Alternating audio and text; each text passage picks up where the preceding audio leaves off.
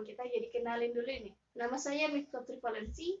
Saya adalah salah satu siswi yang sedang duduk di bangku kelas 3 SMK. Saya bersekolah di SMK Negeri 5 Palembang. Dalam video kali ini, guru pembimbing saya adalah Ibu Lindawati SPD. Hari ini saya akan menjelaskan tentang pajak penghasilan wajib pajak orang pribadi. Kita pada hari ini adalah pajak penghasilan wajib pajak orang pribadi. Sebelum kita mengulas lebih dalam, kita harus mengetahui dasarnya dulu nih. Pajak penghasilan itu apa sih sebenarnya? Jadi, pajak penghasilan adalah pajak yang dikenakan kepada badan atau orang pribadi pada tingkat penghasilan tertentu. Saya ulangi sekali lagi ya. Pajak penghasilan adalah pajak yang dikenakan kepada badan atau orang pribadi pada tingkat penghasilan tertentu. Nah, pajak penghasilan juga sering disebut dengan PPh. Jadi, pajak penghasilan sama dengan PPh, PPh sama dengan pajak penghasilan. Itu adalah singkatan. Setidak-tidaknya, terdapat 8 jenis PPh. Apa aja sih itu? Yuk, kita lihat. Yang pertama itu ada PPh pasal 15. Yang kedua ada PPh pasal 21. Yang ketiga ada PPh pasal 22. Yang keempat ada PPh pasal 23. Yang kelima ada PPh pasal 25, yang keenam ada PPh pasal 26, yang ketujuh adalah PPh pasal 29, dan yang terakhir adalah PPh pasal 2, PPh pasal 4 ayat 2. Namun, pada kesempatan video kali ini saya akan membahas hanya 2 jenis PPh. Apa aja itu? Yang pertama akan saya bahas adalah PPh pasal 21, dan yang kedua yang akan saya bahas adalah PPh pasal 26. Seperti yang saya bilang tadi, saya hari ini akan membahas 2 PPh, yaitu PPh pasal 21 dan PPh pasal 26. Jadi, teman-teman pasti nanya nih, apa sih itu pengertian PPh pasal 21 dan 26? Nah, di sini ada pembahasannya. Jadi, PPh pasal 21 adalah pajak penghasilan atas penghasilan berupa gaji, upah, honorium, tunjangan, dan pembayaran lainnya yang diterima oleh WP. WP itu apa? WP itu adalah wajib pajak orang pribadi. Nah, sedangkan PPh pasal 26 adalah pajak penghasilan yang dikenakan atas penghasilan yang diterima oleh wajib pajak orang luar negeri dari Indonesia dengan pengecualian selain bentuk BUT.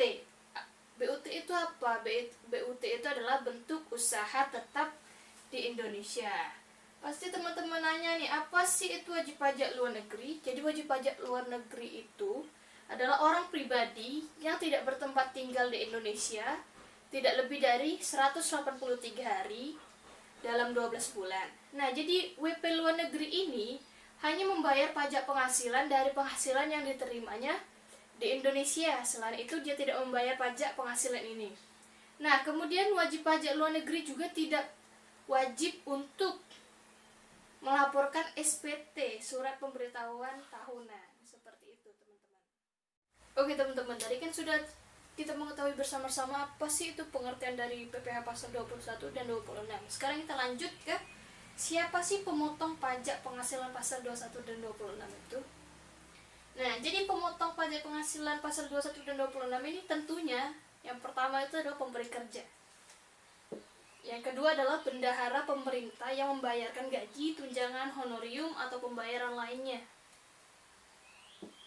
Kemudian yang ketiga adalah perusahaan, badan, atau bentuk usaha tetap yang memberi imbalan. Imbalan dalam artian di sini adalah memberi imbalan kepada karyawannya berupa gaji, honorium, tunjangan, dan lain-lain kepada wajib pajak dalam negeri, kepada wajib pajak luar negeri. Kita lanjut lagi. Yang keempat adalah penyelenggara kegiatan. Apa sih maksudnya penyelenggara kegiatan? Nah, contohnya seperti ini teman-teman.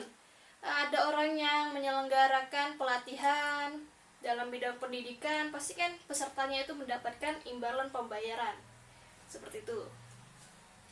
Kita lanjut lagi ke nomor 5, perwakilan perusahaan luar negeri. Nomor 5 ini dikhususkan untuk pastinya PPh pasal 26. Nah, seperti itu pembahasannya. Nah, tadi kan sudah kita tahu nih pemotong PPh itu siapa aja. Sekarang kita membahas tentang penyetoran atau pembayaran. Penyetoran PPh wajib pajak orang pribadi. Di sini bagaimana sih cara menyetorkan? Bagaimana sih caranya? Nah, di sini kita bahas sama-sama. Pembayaran atau penyetoran pajak dapat dilakukan dengan berbagai cara, antara lain. Yang pertama, membayar sendiri pajak yang terutang. Nah, biasanya membayar sendiri pajak yang terhutang ini meliputi pajak penghasilan pasal 25 dan pajak penghasilan pasal 29. Apakah benar? Ya, teman-teman. Cara yang kedua, melalui pemungutan atau pemotongan oleh pihak lain. Nah, untuk yang dipungut dan dipotong oleh pihak lain ini, yaitu PPh yang termasuk adalah PPh pasal 4 ayat 2, PPh pasal 21, 22, 23, dan 26. Ternyata PPh dua jenis yang kita bahas sebelumnya termasuk ke dalam cara pemungutan atau pemotongannya oleh pihak lain. Betul kan? Kemudian ketiga, melalui pembayaran pajak di luar negeri. Ini khusus untuk PPh pasal 24. Yang keempat, pemungutan PPN oleh penjual atau bendaharawan pemerintahan. Yang kelima, pembayaran pajak lain-lainnya. Apa sih itu pembayaran pajak lain-lainnya? Itu meliputi seperti PBB, pajak bumi dan bangunan, bea materai. Seperti itu, teman-teman. Nah, setelah ini kita akan membahas tentang SSP. Apa itu SSP? Oke teman-teman, kita lanjut ya. Ini adalah pembahasan terakhir kita pada video kali ini. Pembahasan terakhir kita adalah tata cara pengisian SSP. Sebelum kita mengulas lebih dalam lagi, kita harus mengetahui nih, apa sih itu SSP? Jadi SSP itu adalah singkatan dari surat setoran pajak. Nah, pengertian SSP itu apa sih? Jadi surat setoran pajak adalah bukti pembayaran atau penyetoran pajak yang telah dilakukan oleh wajib pajak dengan menggunakan formulir atau telah dilakukan dengan cara lain ke kas negara melalui tempat pembayaran yang ditujukan oleh Menteri Keuangan. Nah, di mana saja sih tempat yang ditunjukkan oleh Menteri Keuangan untuk pembayaran PPh ini? Jadi itu yang pertama, bisa di kantor pos, bisa di badan usaha milik negara, dan bank BUMN dan bank BUMD, dan tempat yang lainnya yang telah ditetapkan oleh Menteri Keuangan. Ayo kita lanjut ke tata cara pengisian SSP. Di sini adalah perintahnya dan di sini adalah format SSP-nya. Nah, nanti akan saya tampilkan contoh soal, dan contoh penyelesaiannya. Kita langsung saja lanjut ke tata cara pengisian SSP. Yang pertama, kita diminta isikan NPWP, nama dan alamat wajib pajak. Jadi kita lihat dulu nih, di contoh transaksi kita itu NPWP-nya berapa? Ada kan itu keterangan NPWP 0311 0311 1901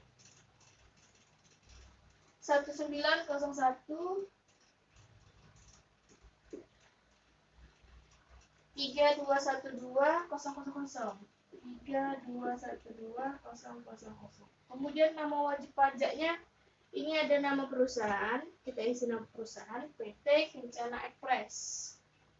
PT Kencana Express. Kemudian alamatnya itu ada kan? Alamatnya Jalan Pahlawan Merdeka nomor 34 Jakarta.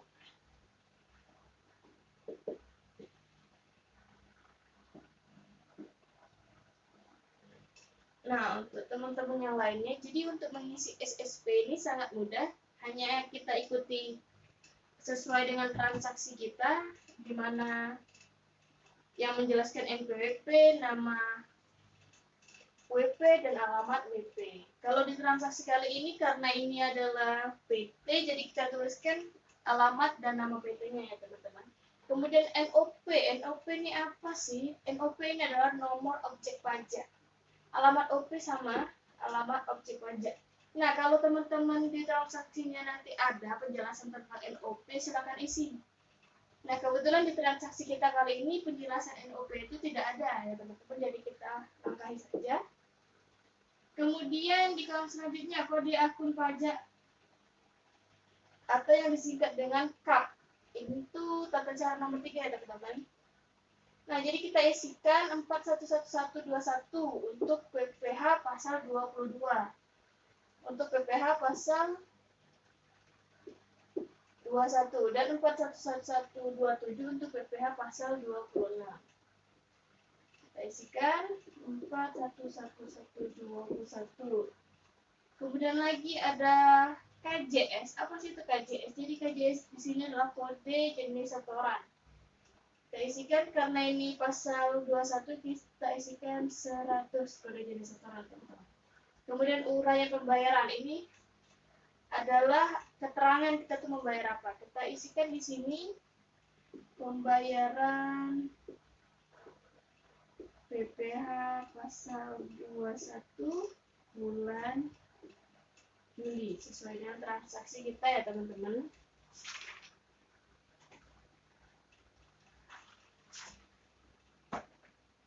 Nah, kemudian ada lagi nih masa pajak. Di langkah-langkah nomor 6 dimemerintahkan berikan tanda X pada bulan masa pajak. Sesuai dengan transaksi kita bulan Juli. Kita beri X.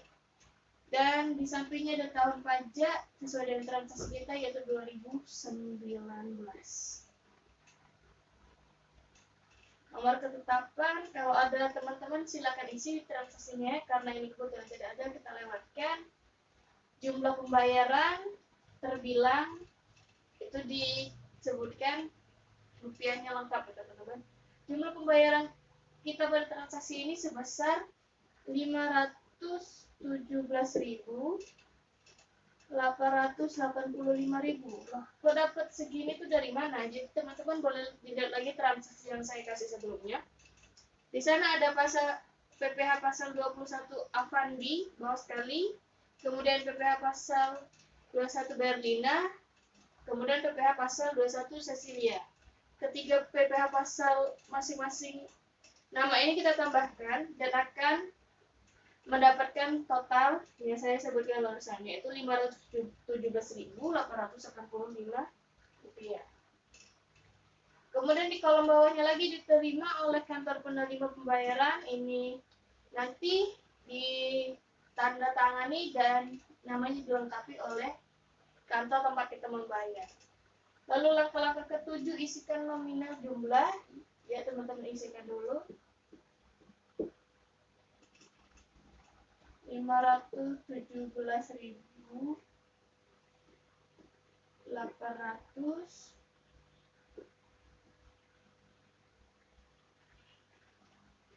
Angka nomor 8 adalah bubukan tanda tangan dan tanggal penyetoran.